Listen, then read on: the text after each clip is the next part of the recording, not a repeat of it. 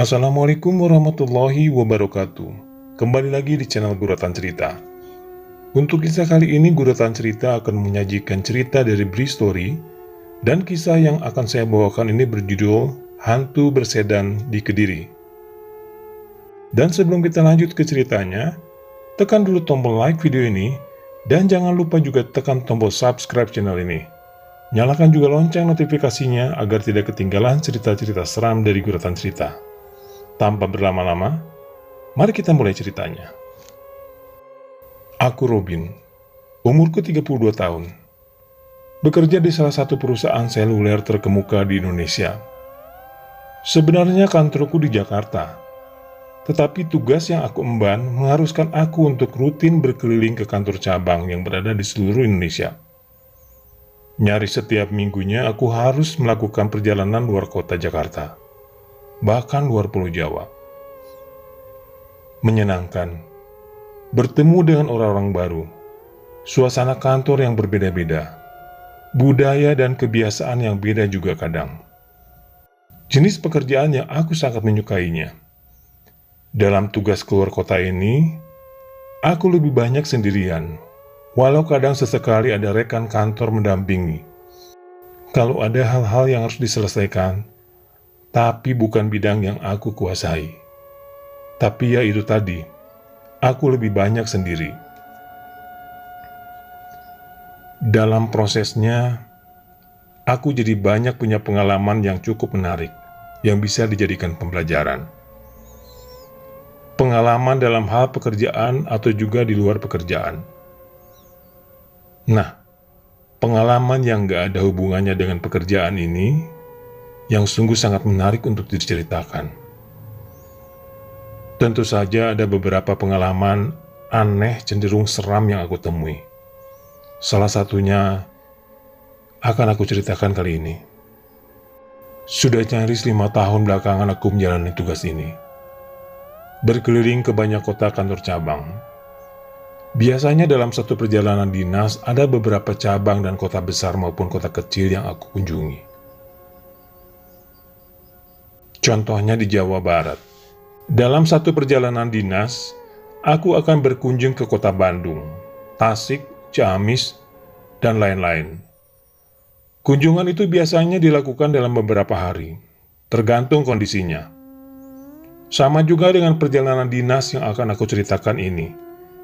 Ketika aku harus berkeliling ke Jawa Timur untuk mengunjungi kantor-kantor cabang yang ada di sana. Masih lekat dalam ingatan karena baru beberapa bulan kejadiannya. Tepatnya pada bulan November 2019 lalu. Begini ceritanya. Waktu itu hari Selasa. Menggunakan pesawat pertama dari Jakarta, jam 8 pagi, aku sudah berada di kantor cabang kami di Surabaya. Di kota besar inilah kegiatan berkeliling Jawa Timur dimulai. Rencananya pagi itu aku nggak akan berlama-lama di Surabaya. Paling lambat jam 10, aku sudah harus berangkat ke Kediri, menyelesaikan pekerjaan di kantor cabang di sana. Lalu dari Kediri aku akan langsung ke Malang dan bermalam di kota apel itu. Rencananya demikian. Dalam prosesnya, semua bisa berjalan sesuai rencana. Sekitar jam 10 aku sudah meninggalkan kota Surabaya menuju ke Kediri.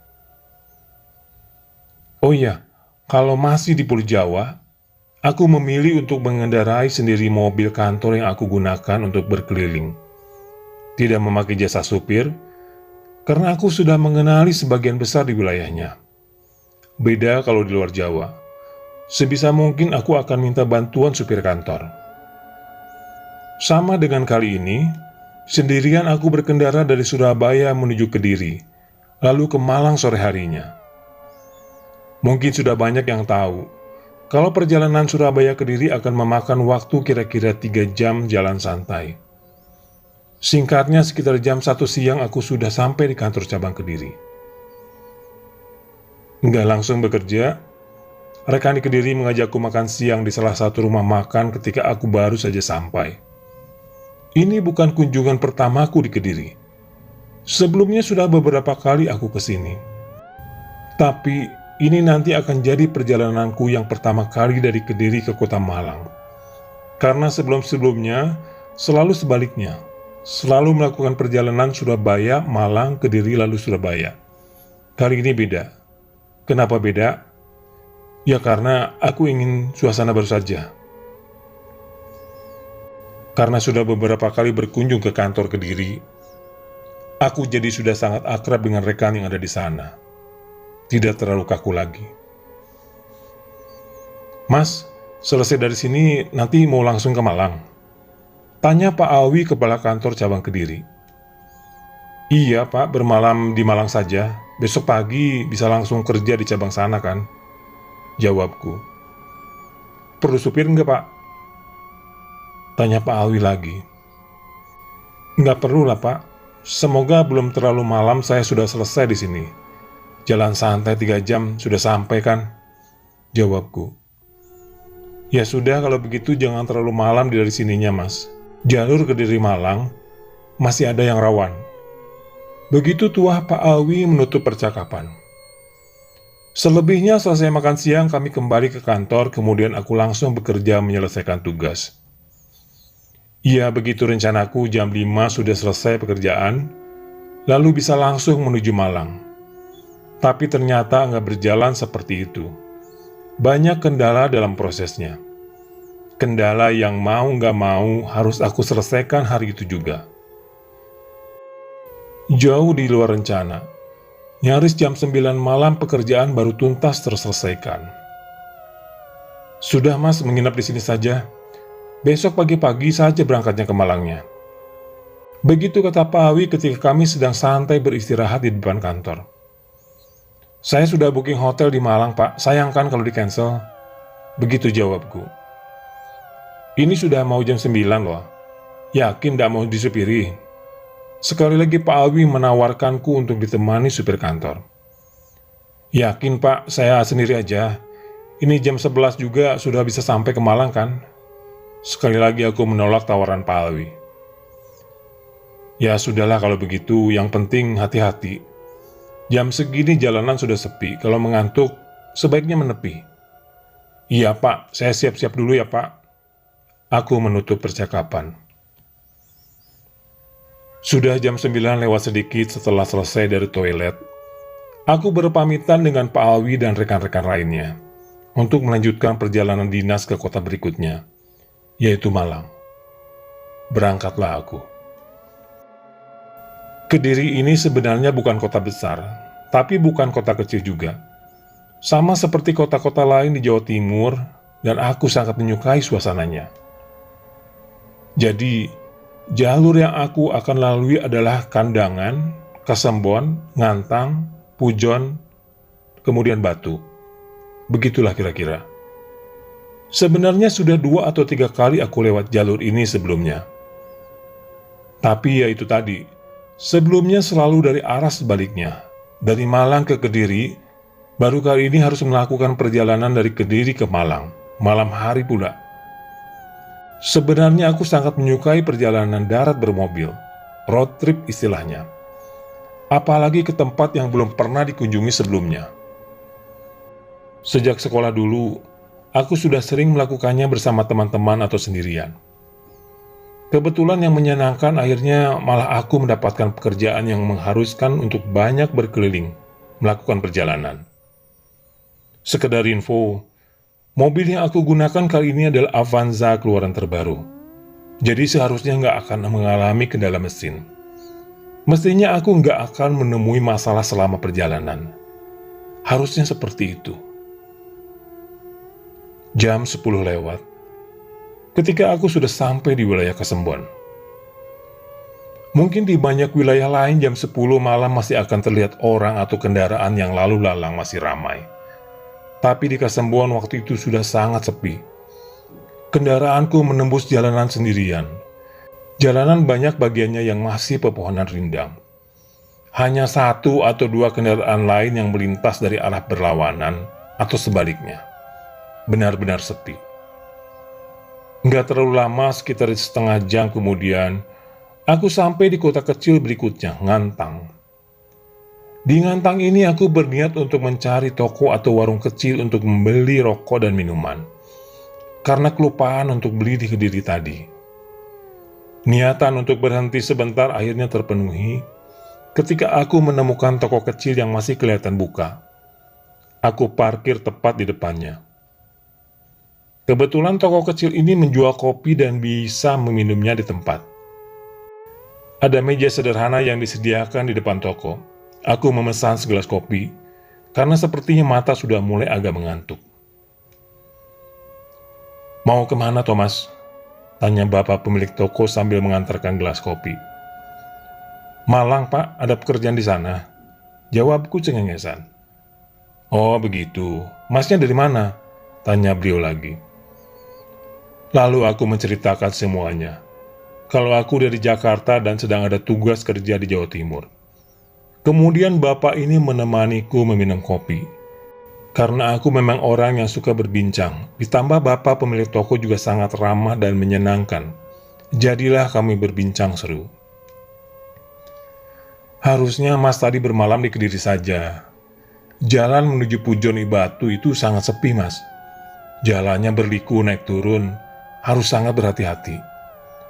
Begitu ucap bapak itu di tengah perbincangan. "Iya, Pak, tadi teman kantor juga bilang begitu. Tapi nggak apalah, saya akan hati-hati, Pak," jawabku. Bukan mau menakut-nakuti. Di sana sering terjadi kecelakaan. Baru seminggu yang lalu ada kendaraan yang isinya bapak dan anaknya. Kecelakaan di Pujon di situ. Dua-duanya meninggal. Kembali bapak itu mengingatkan. Agak seram mendengarnya, karena tahu kalau jalanan yang aku lalui nanti memang cukup menantang. Banyak belokan, tikungan, tanjakan, turunan, membelah perbukitan melintasi hutan. Tapi sudah nggak ada pilihan lagi. Aku harus terus jalan menuju Malang. Nggak mungkin balik lagi ke Kediri. Ya sudahlah. Setelah habis beberapa batang rokok dan gelas kopi juga sudah kosong, aku memutuskan untuk melanjutkan perjalanan. Sebenarnya perbincangan yang menyenangkan dengan bapak pemilik toko. Tapi sebelum lupa diri, aku harus pergi. "Hati-hati ya, Mas." "Terima kasih, Pak." Benar adanya. Jalanan sangat sepi. Hanya sesekali aku melihat kendaraan lain melintas. Sepertinya aku terlalu lama berhenti di toko tadi. Jam 11:30 ketika aku meninggalkan daerah Ngantang. Terlalu malam. Kalau siang hari jalanan ini punya pemandangan yang sangat indah. Rindang pepohonan menghiasi udara sejuk di pegunungan. Kondisi jalannya tergolong bagus, mulus dan cukup lebar. Harusnya nggak ada masalah bagi kendaraan jenis apapun untuk melintasinya. Sekali lagi, jalur ini punya pemandangan yang bagus, sedap dipandang mata. Itu kalau siang hari. Beda situasinya kalau di malam hari. Malam hari jalanan gelap, karena sama sekali nggak ada PJU. Walau sesekali ada rumah penduduk yang lampunya membantu sedikit penerangan. Pemandangan indah pegunungan sama sekali nggak terlihat. Hanya barisan rindang pohon yang berdiri tegak di kanan dan di kiri sebagai hiasan malam. Walaupun aku suka berkendara, tetapi nyaliku akan sedikit ciut kalau harus menemui kondisi seperti ini sendirian. Aku nggak bisa memacu kendaraan dengan cepat, karena memang sudah nyaris tengah malam dan kondisi jalan yang nggak terlalu aku hafal juga. Aku semakin berhati-hati lagi dan makin memperlambat laju kendaraan. Ketika tiba-tiba hujan, rintik turun menyempurnakan udara sejuk di tengah malam buta seperti ini. Sempurna. Begitu gumamku sendirian. Salah. Padahal kondisi itu belum sempurna. Beberapa menit ke depan aku akan mengalami kejadian yang sepertinya nggak akan bisa aku lupakan. Jalan menuju Pujon ini sangat sepi. Malahan sudah beberapa menit belakangan aku sama sekali nggak melihat ada kendaraan lain. Beneran sepi. Hujan yang turun nggak lagi terlalu deras. Hanya rintik-rintik kecil yang jatuh dari langit. Setelahnya, Kabut turun bergantian menghiasi, membuat jarak pandang jadi terbatas di semua sisi. Lampu Avanza yang aku kendarain menjadi satu-satunya sumber cahaya yang menerangi jalan gelap berkabut itu. Udara luar yang dingin membuatku harus mematikan AC dan menyalakan rokok untuk menghangatkan badan, lalu membuka sedikit kaca jendela memberi jalan untuk asapnya keluar. Gerungan suara mesin mobilku menjadi satu-satunya suara yang terdengar. Tapi sengaja aku matikan sebelumnya dengan tujuan supaya semakin fokus memperhatikan jalan. Pohon-pohon besar berdiri di kanan kiri jalan, terkesan angkuh memperhatikan. Jalan berkelok ke kiri ke kanan, ditambah tanjakan dan turunan. Sebenarnya malah membuat aku menjadi semakin fokus memperhatikan jalan. Tapi ya itu, sudah banyak menit berselang, aku enggak juga melihat ada kendaraan lain. Ini sungguh aneh. Beneran sepi, sangat sepi, membuat perasaan jadi nggak enak. Nyali mulai goyah dalam kesendirian, pengen cepat ketemu keramaian. Dikala ketakutan mulai menyeruak perasaan, melalui kaca spion tiba-tiba aku melihat ada kendaraan lain mendekat dari belakang. Syukurlah ada teman. Teman? Benarkah? Kendaraan yang tiba-tiba muncul di belakang ini berkecepatan nyaris sama denganku. Nggak terlalu cepat. Lampunya terang membelah kabut tipis jalanan. Cukup membuat mataku kesilauan. Pada detik itu aku masih belum tahu mobil jenis apa di belakangku. Karena memang sama sekali gelap. Ditambah lampu terangnya menghalangi penglihatanku. Tapi yang jelas, kecepatannya konstan, terus menjaga jarak beberapa belas meter di belakang. Sepertinya nggak ada niat untuk mendahului, dan nggak ada niat untuk menjauh juga. Tetap fokus, terus berada di posisinya. Mungkin dia juga nggak mau jalan sendirian. Mungkin sedang mencari teman. Begitu pikirku. Cukup lama mobil itu mengikuti dari belakang sekitar 10 menit. Sampai akhirnya aku melihat kalau dia menambah kecepatan. Seperti ingin mendahului. Aku nggak ada niat untuk menghalangi, lalu memberikan jalan kepadanya untuk mendahului. Pada saat itulah akhirnya aku tahu mobil jenis apa kendaraan itu. Ketika kami berada dalam posisi sejajar, terlihat jelas kalau itu adalah mobil jenis sedan tahun 90-an akhir. Berwarna gelap dan ada yang menarik. Kaca mobil nggak gelap, sangat transparan malah. Begitu transparannya sehingga aku bisa melihat ke dalamnya. Aku melihat ada 2 orang di dalamnya, dan kursi belakang kosong. Seorang bapak berumur menjelang 50 duduk di belakang kemudi. Di sebelahnya duduk seorang anak kecil berumur 12 tahun. Sepertinya mereka bapak dan anak. Aku bisa melihat sedetail itu karena memang kendaraan kami cukup rapat berjajar dan melaju nggak terlalu cepat. Pada akhirnya mereka berhasil mendahului. Sekarang aku berada persis di belakangnya. Sama seperti sebelumnya ketika sudah di depan mobil ini tetap berjalan konstan. Nggak menambah kecepatan. Dengan begitu, aku jadi nggak bersusah payah untuk membuntuti dari belakang. Beberapa menit lamanya kami berjalan beriringan. Sampai pada saat ketika tiba-tiba sedan itu menambah kecepatannya. Aku yang tadinya sudah mulai tenang karena ada teman jadi kaget karena ditinggalkan.